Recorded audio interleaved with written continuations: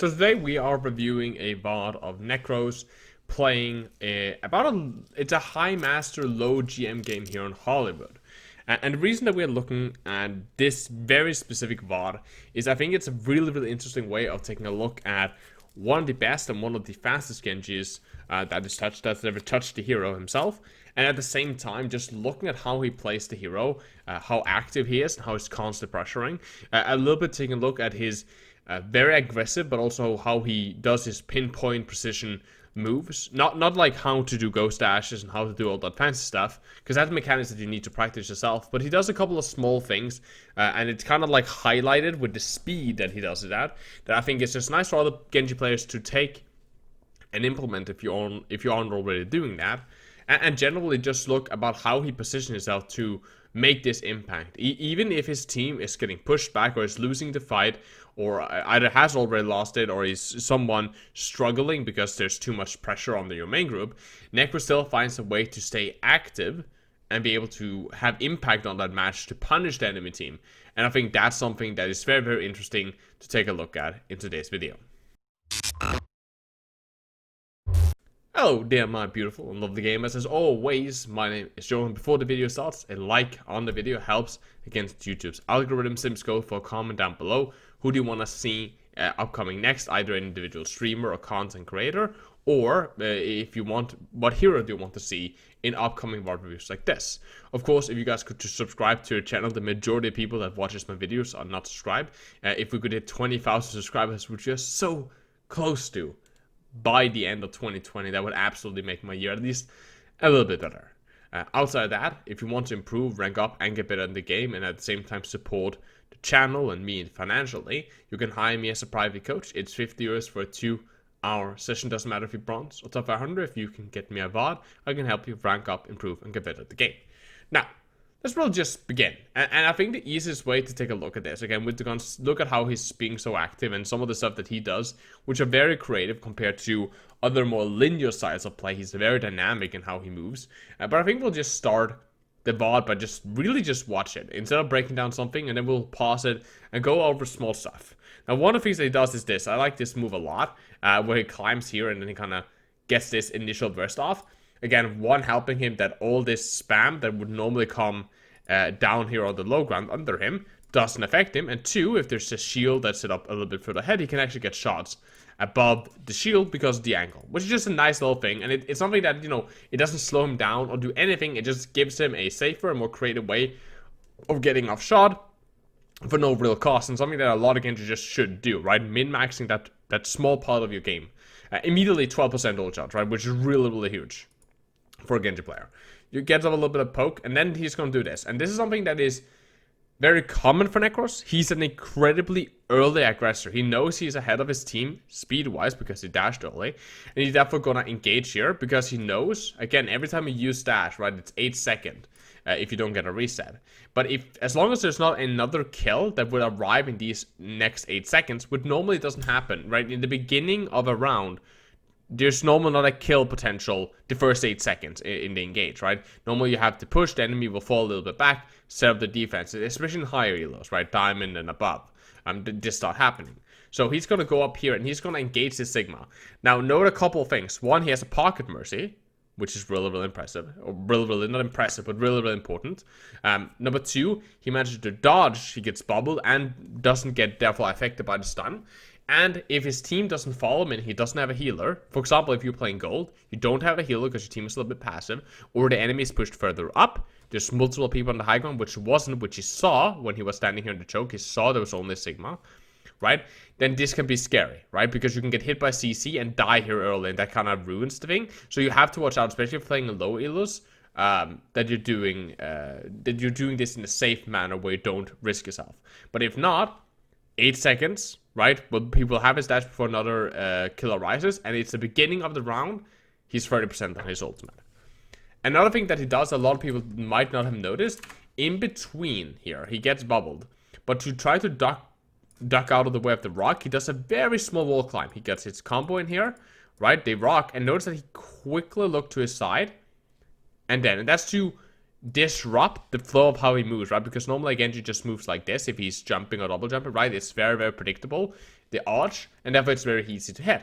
So what a lot of Genji players do is implement very, very small wall climbs like this into their moves to just, you know, make yourself a little bit more difficult to hit. That's also why normal positioning, while you're playing a lot with cover, is really effective for Genji, because you can like be standing over here, right? And if you want to, you can double jump and you can climb like this, or you can climb, you know, like this, like a lot of people do in low elos. But all you really have to do is do this, right? And you can actually get you know, without really losing damage, you can still take a high ground control, right? Because you can shoot and then you can do the wall climb and then you can flick back and then you can hit the same shot once more if you have the mechanics. And this is one of the things you'll see him do a lot throughout the VOD, and it's incredibly easy to implement, and that you should practice on implementing, because it gives you that extra little mobility that you can do, right? That you can always, you know, do a little bit of a wall climb. If you think that, you know, you don't have the flag and you don't have dash and McCree is gonna stun you, you can even do this and then you get stunned mid-air. And because it's such a weird way of getting stunned, it can carry your momentum and do that he can't hit his follow headshot and therefore save you. Especially with the current McCree nerfs, it's even more relevant. So he's going to do a little bit of trade here, and he's going to position at this high ground. Of course, very powerful positioning. He has access to everybody. He's able to deal damage to practically anyone. If a kill arises, an opportunity arises, he can always capitalize on it. And he's standing here on the low ground. I'm not sure why he would do that instead of standing on the high ground. It might just be for deflect reasons, something like that. But mainly, it looks like he's, you know, because of the weirdness of the palm and so on, he is not allowed to take the high ground because he can't actually complete the wall climb due to how the wall is built. And, you know, wall climb isn't always the most consistent thing, because he should just stay on this high ground. There's no reason for him to drop. He's from the low ground position, right? He's not able to reach anybody. He's not able to dash. All damage that is coming through the choke will also hit him. He almost dies, actually, gets down to like 30 health, right? And imagine, you know, if this isn't like, there isn't a good mercy pocketing him, you know, he will die at that point, right? So playing from this high ground here is just much more safer. It allows him to take more opportunities, but also allows him to stay safer. So there's not really any reason to drop. It seemed like he dropped just to create a different angle, and then the wall climb is bugged and doesn't get him back up again. Right? He's just, because you can see he does it from time to time, right? Here, for example, he drops down to try to, you know, do a little bit of damage, and then he tries to kind of wall climb back up again, but it doesn't work. For reasons, right? Like the bush or the tree or whatever kind of catches the wall climb. Now he's going to do this more. So his team has already backed out because they are already really low. The Ryan died, but his team has backed out and allowed the enemy team to play aggressively. That's why this position is really good. So again, within 8 seconds, there probably won't be an opportunity to get a kill. And he's going to play aggressively. He doesn't feel that he's in such an unsafe position that he might die and will have to use the dash to escape. So he's just going to use this to apply pressure. And that's the important part. He knows this. He plays this in a very smart way, and he knows his limit. You might not want to do this if you're playing in low elos. Just be aware of that, because in lower elos, you might not be able to capitalize on those positions. And you just have to watch out that because there's so many more mistakes being made in lower elos, the games are far more unpredictable in that regard. Wasting dash to just pressure can be a weird thing, as it's a little bit more of an advanced game sense thing. It's something that should be used by only higher elo players, in my opinion. If you try to do it in gold and silver zone, then a lot of time you just end up messing up. But, and this is the important part with all of this, notice that even though his team lost very early here, I'll just play the full clip. He creates some pressure. Hisaria wastes his bubble there, and now, you know, his team is forced back, and he's trying to do whatever he can do to kind of just pressure. But they're slowly but surely losing this fight as they fail to engage properly, right? And notice that even though they lost this, he's still staying active. He's still staying in this high ground position, still being able to always punish and capitalize, constantly dealing pressure, because, again, if this fails, he wants to be able to build his Dragon Blade. He's constantly just trying to get ult charge in. And then, you know, the Moira tries to go for him because she's dumb. He kills him, and then he sees Junkrat, and then he kills him. And that's why it's so important to stay in these active positions and not just fall out and not just retreat. Because one, you reduce the amount of ult charge you're getting, and two, even in high master, low GM games, Junkrat players or someone else will do a mistake, a positioning thing. Your team seemed like his team or Necros team was helping to apply some pressure to Junkrat, and the Junkrat was trying to pressure them out, which allowed an opportunity where, one, the target was easily burstable, to the target without a position, so Necros used that to his advantage and flipped this fight around. That's 2 picks in a position where there's not really any teams there. That's really impressive. There was no His team didn't have any pressure, and Necros still managed to pick off 2 players in essentially what is a 1v6. And of course, the enemy team is, pressuring his team, but his team is not supplying that much damage. But because he's staying so active, and of course his mechanics are really good, he's managed to capitalize on this. And being in that state is really impressive. Now, he goes in for Nano Blade here. This is actually really, really bad. He's just, Necros doing Necro stuff, right? 180s and fancy dashes and so on. But notice that this is actually a really risky blade. And something, again, if you're playing like Platinum Zone, please, Necros, I'm on YouTube, thank you. I don't want to get demonetized. If you're playing in Platinum, be aware of this, because he bladed with absolutely no pressure. And Necros is that good that he can do that. But notice that the enemy team here, which is kind of out of position, it's not really that good of a blade, right? You have one that can fade, one that can coach gun. I do believe that's the Ash. This guy can rock, this guy can pull, fortify, right? Hit the guy. And that's a lot of stuns and a lot of mobility that makes this blade not that effective, which is risky.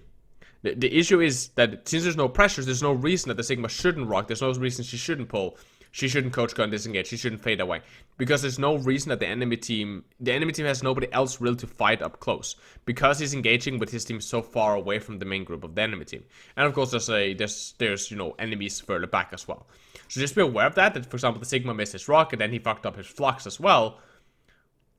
Which is really good for Necros. But just remember that because there's no pressure, it's actually really risky to do that blade. And it's really great that it worked out. Necros is fast, so he's very difficult to stop. That's one of the pros with the speed that he is doing. For a lot of people, it's very inconsistent because they don't have the mechanics and the game sense to know exactly where people are and follow up with dashes. But because Necros is so fast, it's really difficult to shut down those types of blades. And it's kind of this win-win. I just don't want people to copy what is for most people a bad play, because it makes the blade far more difficult than what it has to be. It can work, it's just more difficult. He dies here. Unlucky, fucking clean ass headshot. His team cleans up, which is real nice that they can do. And, it's in these moments where you see that he's not winning, or his team is not winning because they're carrying Necros. But there are moments like this where Necros dies, but they still hit a grab and just do their combos, that wins this next fight. But without Necros, Necros won 2 fights for them in a row. First point, and then the entire essentially second phase was won on his blade, and then on the cap part in the end of second phase, then his team actually does something to carry him over, and that's like a really good dynamic to kind of and a really good VOD to watch, just because it's clear that he's not just being absolutely carried by his team. The enemy team is actually fighting back, but at the same time, he is not forced into a position, where his team does absolutely nothing and he has to do this crazy, unorthodox shit. Okay, right? That's just the mechanics of Necros. You can always argue for if you should flank or not. Flanking, of course, takes a lot of time. It can also be risky if there's support to help. But even if you have the mechanics to do it, it just takes a long time. He managed to do it before the fight breaks out and is back here as the team fight starts, which is the important part. Again, notice these small things that he's doing, where he's taking crates here, right? He's doing some poking, but then he's jumping up here, and then down again, and then jumping back up here, right? And just playing those high grounds to, again, not put him in that much of a risk situation, but still staying active, right? If a play or anything happened like this, he could capitalize on it. He's going to blade straight in here. He's going to do his fancy stuff.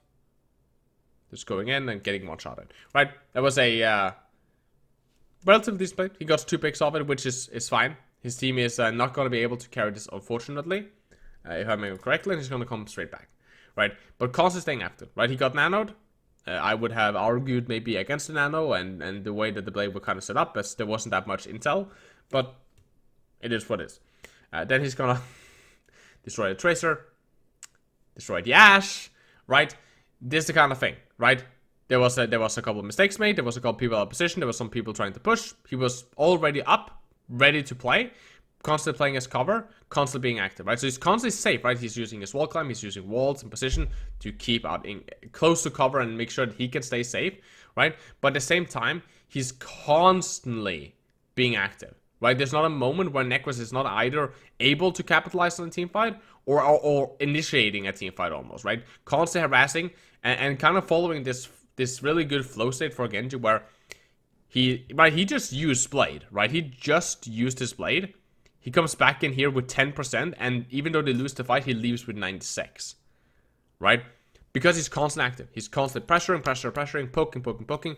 Maybe an opportunity can be made. Maybe they will waste an ability. Maybe something can show up. If not, he's building Dragon Blade. And because Necros is so consistent on his Dragon Blades, who really cares, right? Who cares what the enemy team want to do outside that? He can always, and that is one of the important parts with the Genji, right? Again, they always have this, that we're always looking for where our team can do damage. Where can we help? How can we set up kills? Or how can we sometimes brute force the kills? But outside that, we are also always looking at the thing that, okay, worst case scenario, I'll just build a blade and I'll win.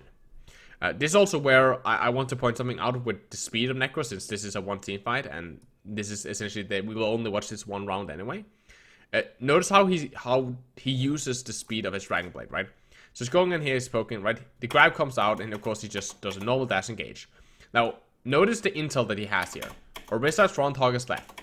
Two people caught in grab, and he sees that there is a Moira and Ana here. You can barely see it because the quality of this VOD is pretty shitty. But he sees that there's an Ana here, and he probably saw the Moira over here.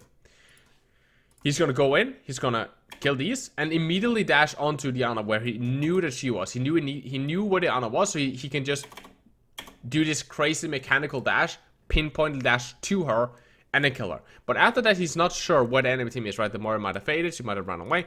So instead of just immediately dashing, also because it is a Moira and he doesn't know if she has fades or not, so most likely she does not have fade. No, she does have fade, right? Always when you think about do they have an ability, always go with worst case scenario, so you play from worst case, that way you don't get cucked. Now he slows down. After he did his combo, ghost dash essentially over on the Ana, now he slows down, right? So he waits for the fade to come out, then he kills her, then he sees the Ashe, and then he dashes to the Ashe, and then he kills the Ashe. Still doesn't, with speed, right? He still dashes quickly and essentially, tries to do this as fast as possible, but he doesn't blindly dash at something, which keeps Swift striking consistent. And that's the difference. If you see people that are not comfortable mechanically, or even if they are comfortable mechanically with ghost dashing and dashing really fast like Necros does, you need the mechanics. You need the game sense as well. You need to know where's the enemy team and how can I therefore dash so that you preemptively map out where the enemies are. And if they're not there, then you need to check. And then you can dash as fast as you check them. If you're fast enough mechanically, then you can just go for that kill. But if you want to do very fancy quick dashes like he does, you need to know where they are. And that's the issue that I see a lot of time with Genjis that, like, even I've seen some platinum Genjis that are faster than me, right? That just, they just have that speed built in. And they're really, really quick, and sometimes they will mess up and hit a wall, which happens to everybody, but they're actually really quickly mechanically. But what a lot of time ends up they doing is that they dash, and they just dash to a random angle, and then just hope there's somebody there. They didn't check it, they didn't map it, they don't have any form of awareness. So even if they're fast enough, even in diamonds, that are fast enough, or masterpiece are fast enough, doesn't have that visual map of the enemies, and therefore a lot of time ends up with what would be a nice, stable 2 or 3k, turned into a 1k, and then you dash into a wall, or you dash into an area where there's absolutely no enemies, and you waste the rest of your blade.